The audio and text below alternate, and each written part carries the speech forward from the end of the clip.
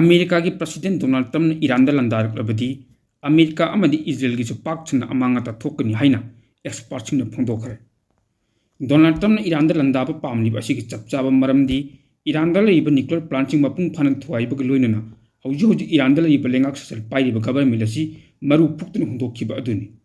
अदुबु यामना लुरिबदी Iran हाइरिब लेबा असि मतिक मयाइ लेबा अमदी मालेमदा लेब मुस्लिम लेबाकसिंग खक्त नतना लेबाक अमगी लानमीगुम लबा खुलाई मतिक चाना पाइदुन लेरिबा हमास हिजबुल्ला अमदी हुतीना चिंबा टेररिस्ट ग्रुप सिंगना मपुंग फाना सगत लेबाक अम ओइरिबनि। मरम मदुना अमेरिकान इरान लंदारक्लबदी अचौबु लंचाव अमदी थोक सोइद्रबनि। इरान हौखिबा चही 50 ममांगदगी हौना येकनब लेबाक अमेरिका अमदी इजराइल लंथेंगनबु ngamnanaba थौरांग तौदुना लाख्रबनि। अमेरिका अमदी इजराइल येंगदरुबु मतमदा इरान हाइरिब लेबा असि सोंतकना उरबसु लेबाक अनिमुक्त चाउना अमांगता थोखनबु ngambagi matik maya leirab lebak am oiribani। Report असिगी मतुंग इना इरान यामलबा मिसाइल अमदी ड्रोन डिप्लॉय तौदुना थंबा हौख्रे। निंगसिंगबा याबदी ममांग चहीदा इजराइल नुमित 32 चुपना सोकनाखिबा अकनबा लांदा इरान अमुक्तदा मिसाइल कया कया काप्सिलकपदगी इजराइल खुंफम हंदोखिबनि। अदुबु अमेरिका सम मालेमि ख्वाइदगी मतिक मया लेबा मिलिटरी अम ओइरि हाइबगी नापलदा इरान लंदाननबगी दमक थौरंग तौरखिबनि। हौजि हौजि अमेरिका की लनमी 50 फुरोम फावबगी मनुंगदा मिडल ईस्ट की मफमसिंगदगी इरान लंदाननबगी दमक थौरंग तौदुन लेख्रबनि। अमेरिका की फॉरेन मिनिस्टर मार्को रूबियोना फोंदोरखिबदा इरान अमुक्तदा मिसाइल अमदी ड्रोन लिसिंग कया काप्सिलकलबसु थेंगननबा सेम सादुन लेरि हाइना फोंदोरखरे। नोंगमनिनी एसिगी मनुंगदा अमेरिकन लंदारबा याइ हाइनासु एक्सपर्ट्सना फोंदोक्लि। नकल अमरोमदा इरान न्यूक्लियर की अपामा थादोक्त्रबा अमदी खोंजंग लोइसिंग हाटपा लेप्लबदी मिडल ईस्टता लेरिबा यूएस की आम मथौ तोहल्लोइ हाइना यूनाइटेड स्टेट्स की प्रेसिडेंट डोनाल्ड ट्रम्प चेक्सिल वरोल थमख्रे। यूएस प्रेसिडेंट डोनाल्ड ट्रम्पना इरान लेंगाक की मयोक्ता खोंजंग तंगसिनकिबा खोंजंग लोइ कया हाटकदबगी महकना तनख्रे हाइनासु फोंदोक्ख्रे। प्रेसिडेंट डोनाल्ड ट्रम्पना पाउमिसिंगदा फोंदोक्खिबा वरोल अमदा इरान की अथॉरिटीना चथरिबा थौंगसिंग असि का हेनमनख्रे। इरान लेंगाकता इंटरमीडिएशियनसिंग ओइबा खुथांगदा प्रेसिडेंट डोनाल्ड ट्रम्पना फोंदोक्खिबदा इरान की अथॉरिटीना न्यूक्लियर सानबगी यूरानियम पैसिलिबा अमदी लेंगाकता ओइबा असोइबा थौसिलगी मयोक्ता खोंजंग तंगसिलिबा मियामबु ओटपनैबा अमदी हाटपा तुपासी मियोइबा खुनाइबा सिंगनबनि। थौंगै चथब लेप्त्रबदी यूएस की मतिक मयाइ लेरबा लानमीगी चैथेंग सुक्सोइ सोइदना फंगनी हाइरि। प्रेसिडेंट डोनाल्ड ट्रम्पना तेहरान यासिनबगी वरोल इरदुना इरान अथुब मतमदा टेबलदा लाक्तुना मखाताना न्यूक्लियर खुलाइसिंग सेमगतलरोइ हाइबगी यानबा पिरबदी यूएस की मतिक मयाइ लेरबा लानगी जहाजसिंग पर्शियन गल्फता लेरिबा दु मथौ तोहल्लोइ। ममांग चहीगी जूनदा इजराइल अमदी इरान की मरक्ता नुमित 32 चुपना लान चथखिबा अदुदा यूएस ना इरान ऑपरेशन मिडनाइट हाना चथदुना लेबा अदुगी न्यूक्लियर साइटसिंग चाउना अमांगा थोनखिबनि हाइनासु डोनाल्ड ट्रम्पना मखा ताखि। अतोपा पाव मना गजा इजिप्ट चथरिबा सीजफायर प्लान यामना मरुगोइबा खोंथांग अम ओइना इजरायली फोर्सना मतम सांगा थिंजिनदुना लाइबा गजा अमदी इजिप्ट की मरक्ता लेरिबा बॉर्डर क्रॉसिंग लाइबा नोमाइजिंग निमित्तगी हांदोक्लगनि हाइरि। गजादा तेंमांगी पोलम येंथोकपदा मरुगोइबा थौदांग लौरिबा इजरायली मिलिटरीगदी बॉडी ओइरिबा COGA ता थादोक्खिबा वरोल अमगी मतुंग इना राफा बॉर्डर क्रॉसिंग दा अकक्ना मोंगदा मी चथोक चसिन तौबा खक्तम इहल्लगनि हाइरि। इजराइल की प्राइम मिनिस्टर बेंजामिन नेतन्याहू अमसुंग नौन अपॉइंट तौखिबा पैलेस्टाइनियन एडमिनिस्ट्रेटिव कमिटी की मकोक अली साना थादोक्खिबा वरोलसिंगदा अथुबा मतमदा राफा क्रॉसिंग हांदोक्लबा याइ हाइना फोंदोक्खे। मदुगी मतुंगदा COGA टीना नोमाइजिंग निमित्त हांदोक्कदबा अदु खंगनखिबनि। राफा सिंग गजा स्ट्रिपना पृथ्वीगी अतोप लमदंगा फाउनबा अमत ngairaba kangphalgi oiba lambini। Crossing असिदा चथोक चसिन तौबा खक्तमक इजराइल अमदी इजिप्ट अथॉरिटीना यामना कुपना यंगसिनगनि। तौरिबा पुनम असि यूरोपियन यूनियन हाइबदी बॉर्डर पेट्रोलिंग एजेंसीनसु यंगसिनगनि। क्रॉसिंग चेक तौबा खक्त नतना क्रॉसिंग से फाउदुना चटपा अमसु खलकपा पैलेस्टाइन मचासिंगबु थंगनना लेबा लंबी अमदा इजराइल अमुकना चेक तौबनि। हाइरिबा मफम असि इजरायली मिलिटरीना मखाताना कंट्रोल तौदुना लेखिगनि हाइना COGA टीना हाइखि। टेररिस्ट ग्रुप हमासना मरम ओइदुना लाना मांग ताकबा गजा स्ट्रिपता पैलेस्टाइन लिसिंग कयाना गजा थादोक्तुना इजिप्ट चेनबु होटनरि। यामना कन्ना लान थोकु मतमदा इजिप्ट चेनखिबा अतोपा पैलेस्टाइन कयाना अमुकना गजा हलकपसु पामले। राफा क्रॉसिंग असि हांदोक्पा मतमदा पैलेस्टाइन मचासिंगना इजिप्ट चटनबा अमदी हलकनबु होटनकनि हाइना चिंगनरि। इजिप्ट मतोमतना पैलेस्टाइन मचा 10,000 गी खुजिंग कया अमसु चंगजफम पिरिबनि।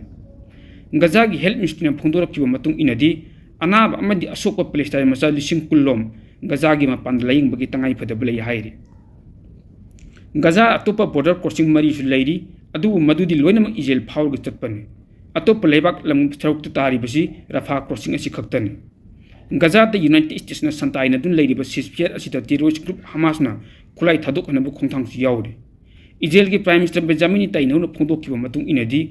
हमासना खुलाई थादोकनबा अमदि मखोइगी ओइब लेमहौरिबा सुरुंगी नेटवर्क थुगाइबा हाइबसिदा इजेल न मियंग चंगली मसी तौद्रबदि गजा द सेंगो चकटबा हाइबसी अमत लेरोय हाइरे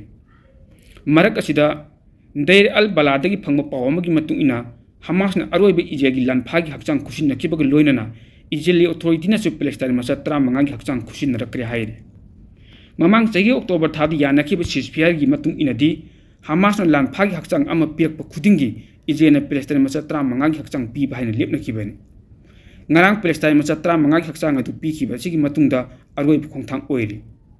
इजेलना खुसिनबा पैलेस्टाइन मचा सिंग हक्चांग सिंग असिदि गजादगी DNA टेस्ट तौदुना मसक खंदोकनबगी उपाय अमत लेइत्रि मसिन मरम ओइदुना मरी मतासिंग खंदोप ngamdabagi हक्चांग कयामरम यावखिबा अदु मसक खंगदना अदुमक लैलोल चनबगी थबक चथदुन लाक्लिबनि इजेलना सिनरी हक्चांग सिंग असि लान मनुंगदा इजेली फोर्सना पुरखिब ओइगद्रा नत्रगा इजेल कस्टडीदा सीबा ओइगद्रा हाइबदु खंदोप ngamdri सीजफायर एग्रीमेंट की मखाद इजेल अथॉरिटी ने पैलेस्टाइन मचा 2002 की हक्चांग सिन्नखरे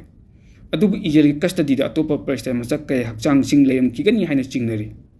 इजेल सिन्नरख हक्चांग सिंग असि मनुंगदा मरी मतासिन मसक खंदोप ngamlibasi हक्चांग चामरम तम ओइरिबनि हाइनासु पावसिन मखातारे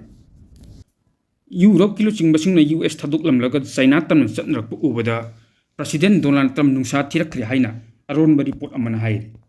पनबा याबदि हौखिबा चेल खरा सिगी मनुंगदा यूरोप लेबाकसिंग लुचिंगबसिंग चाइना द चतुन लेबाक असिगे प्रेसिडेंट शी जिनपिंग लेप लेतन उनरखिबन करिगिदमक्ति यूरोप लेबाकसिंग लुचिंगबसिंग चाइना द चतुन उनबगी थबक चत्रकलिबनु हाइबगी चपचाब मरम खंगद्रबसु एक्सपर्ट्सना फोंदरोपगी मतुंग इनदी अमेरिका की प्रेसिडेंट डोनाल्ड ट्रम्प की थौंगसिंग असिना मरम ओइरगा चाइना गा अफबा मरी थमनबु होतनरप ओइरमबसु याय हाइरि निमित खरन यसिगी मनुंगदा फ्रांस कैनेडा ब्रिटेन फिनलैंड अमदी आयरलैंड चिंगबगी लुचिंगबसिंग चाइना द चलखिबन दि गार्जियन की रिपोर्ट अमगी मतुंग इनदी डोनाल्ड ट्रम्प नाटो बु मिराइरकपगा लोइनना पुनः चटमिनरंबा लेबाकसिंग द पावबा तारिफ थमजिलकपदगी लुचिंगबसिंग खोइसाउनरकपनि हाइनासु पावसिना हाइरि पाकिस्तान की CDF आसिम मुनीर द सऊदी अरबिया के ख्वाइदगी वांगबा मना पिदुना इकाई खुमनब उतक्रे हाइरि सऊदी अरबिया की defence minister prince Khalid bin Salman Asim Munir द लेबाक असिगे ख्वाइदगी वांगबा मना अदु खुसिनदखिबन थौंग असिना मरम ओइरगा पाकिस्तान अमदि सऊदी अरबिया लेबाक अनिकी मरक्ता यामना अफबा मरी लेरखरे हाइब उपनि पनबा याबदि सऊदी अरबिया अमदि पाकिस्तान अनिकी मरक्ता नाटो की मोंग डिफेंस की एग्रीमेंट तौनकिबसु लेखरबन एग्रीमेंट असिगी मतुंग इना येकनब लेबाक अमना लेबाक अनि असिगी मनुंगदा अमदि हेक्तम लंदारकु मतमदा लेबाक अनिमुक्ता लंदारकपनि हाइना लौदुना अमना अमगी मतेंग पांगदुन लंदारकलिबा लेबाक अदुगी मथक्ता पुन एक्शन लखुतमिनबनि हाइनासु पावसिना मखातारे सही अहम हेन यूक्रेन अमदि रशिया लेबाक अनिगी मरक्ता सोकनदुन लाखिबा अकनबा लाल असिगी मनुंग चना हौखिबा पुंग 12 की मनुंगदा रशियाना चत्रखिबा अकनबा ड्रोन अटैक यूक्रेन की नुपी अनि सिखरे रशिया की लनमिसिंग यूक्रेन ड्रोन 494 लंदारखिबन लोइना यूक्रेन सु खुद हंदुन कापसिलखिब यामलब ड्रोन सिंग अदुगी मनुंगदा रशिया की लनमिसिंगना ड्रोन 193 थुगाइदुन मंगन तलंगी हाइरे लान असि हौजुजी मसुलोसिनबगी ममी लेत्रि हाइना हिरम मसिगी मतंगदा थिजिलिबा खंगाइसिंगना हाइरे मतम अमद हेक्ता ईरान अमदी अमेरिका लेबाक अनिगी मत लान थोलकप याबगी फियम उरकपदगी टर्की की प्रेसिडेंट रिसेप तय्यप एर्दोगानना लान थोक्तनबगी दमक्ता अमेरिका दा थाव पिथोको हाइना ईरान दा पाउताक पिरकरे हाइरे वाफम असी टर्की की प्रेसिडेंट रिसेप तय्यप एर्दोगान अमेरिका की प्रेसिडेंट डोनाल्ड ट्रम्प का फोन की खुथांग वरी सानद्रब मतुंगदा ईरान दा पाउताक अदु पिरखिबनि हाइरे अदुबा हौजिक फावबगी ओइना रिसेप तय्यप एर्दोगान पिरखिबा पाउताकसिंग अदुगी मतंगदा ईरान की माइकैदगी पाखुम मति पिरकप लेत्रे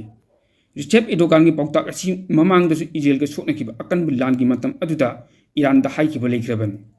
अदुबु मतम अदुदसु ईरान टर्की की पाउता अदु याखिदबदगी इजराइल के लानथोकनखिबनि रिसेपना ईरान दा अथुबु मतमगी मनुंगदि यानब पुकनब अपील सु तौग्रे हाइना पाउगी सोर्स सिन मखातार ड्रोन फैक्टरी साननबगी दमक्ता बांग्लादेश ने चाइना दा लम पीखरे चाइना नसु बांग्लादेश दा फाइटर जेट कुन पिरकदौरी हाइना फोंदोकले बांग्लादेश के चटगांव हाइरिब लम असिदा इंडियन स्पेशल इकोनॉमिक जोन साननबगी दमक्ता थौरांग तौरंबनि अदुबु मोहम्मद यूनुस खान की लेंगाक हेक लाखिबदगी बांग्लादेश की यानखिब वफमसिंग अदु कैंसिल तरोक्तुना ड्रोन फैक्टरी साननबगी दमकत चाइना द ओइना लम अदु पिथोखिबनि हाइरे लम असी चौरान एकर चनिपान यांखैरम पाक चावी सही असिगी लोसिलकु मतम फावबगी मनुंगदा चाइना ना लम असिदा ड्रोन फैक्टरी साबगी थबक चथरलगनि हाइरे निंसिंग बयाबदी बांग्लादेश ना हौजे हौजे फावबगी मनुंगदा ड्रोन फैक्टरी लिंखतनबगी दमकता चाइना द पिखिब लम असी 2015 दा बांग्लादेश अमदी इंडिया की मरकता शेख हसीना की यानदुन स्पेशल इकोनॉमी जोन सेमगतनबा थौरांग तौरंब जगानि अदुबु शेख हसीना की लेंगाक तुखिबदगी यानखिबसिंग अदु मोहम्मद यूनुस खान कक्थतलब मतुंगदा लम असी चाइना द पिथोरखिबनि मसिगी महुत्ता चाइना ना बांग्लादेश ता फाइटर जेट कुल्लोम पिरकलगनि हाइना रिपोर्ट असिन मखाताना फोंदोकली नकलमरोमदा म्यांमार दा हौजे शासन तौरिबा मिलिटरी जुंताना हंदक तंकक अहुम थोकना लेबाक अदुदे पांथोखिबा जनरल इलेक्शन मनुंगदा एयर स्ट्राइक चमरी की मथक चथदुना सिविलियन चामग हुंद्रा की मथक हाथकी हाइना UN राइट ऑफिस की माइकैदगी हाइरे ऑफिशियल असिगी माइकैदगी मखातना फोंदोरखिबदा म्यांमार दा पांथोखिबा मिखल अदु फंडामेंटल ह्यूमन राइट खोंगाउनबद नतना मिलिटरी जुंता की माइकैदगी सिविलियन सिंगदा केरक अन बोमिंग चथदुना मिचम प्रजा कया हाथकी जेनेवा दा राइट ऑफिस की मिलिटरी टीम की ओइबा लीड तौरिबा जेम्स रुवान फोंदोरखिबगी मतुंग इनदी हौकिबा चही 2021 की फेब्रुआरी तकी होना म्यांमार लेबाक अदुदा मिलिटरी कू तौदुना लेंगाक शासन पैरखिबा चही खरा सिगी मनुंगदा ममांग चही कुमजा 2025 असिदा सिविलियन की मथक्ता ख्वाइदगी मसिंग याम एयर स्ट्राइक चथकी इलेक्शन निमित फावबगी मनुंगदा सिविलियन सिगी मथक्ता एयर स्ट्राइक कया चथकी हौजि फावबगी मनुंगदा फंगबा रिपोर्ट की मतुंग इदंदी एयर स्ट्राइक अदुना मरम ओइरगा मियो चाम हुंद्रा की मथक्ता सिगरे हाइबगी रिपोर्ट लई अदुबा हाइरिबा फिगर असिदा हेंगलकपा यानासु लई हाइरि हौकिबा जनवरी तांग 12 काचिन स्टेट की बमो टाउनशिप एयर स्ट्राइक चथदुना सिविलियन यांखै की मथक्ता हातपसु लेख्रिबनि इलेक्शन प्रोटेक्शन लॉ की मतुंग इनदी नुपी नुपा पुन्ना मियो चमरी की मथक्ता फाजिन की हाइरि मरक असिदा एशियन की माइकैदगी म्यांमार दा हंदक पांथोकिबा मिखल अदुदा मिलिटरी बैक तौब पार्टी ने मपुंग फाना मेजॉरिटी फंगली हाइना लौथोख्रबसु हाइरिबा मिखल अदु सखंग तौरोय हाइना लौथोरखरे Association of South East Asian Nation ASEAN की माइकैदगी मखाताना फोंदोरखिबदा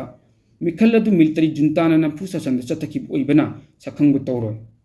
म्यांमार दा जनरल इलेक्शन पांथोकचरबसु हौजिक लगिबा लेबाक शासन असि अदुगी मिलिटरी पॉलिटिकल सिस्टम की मनुंग चनबा अतोप पार्लियामेंटरी सीट की ओइबा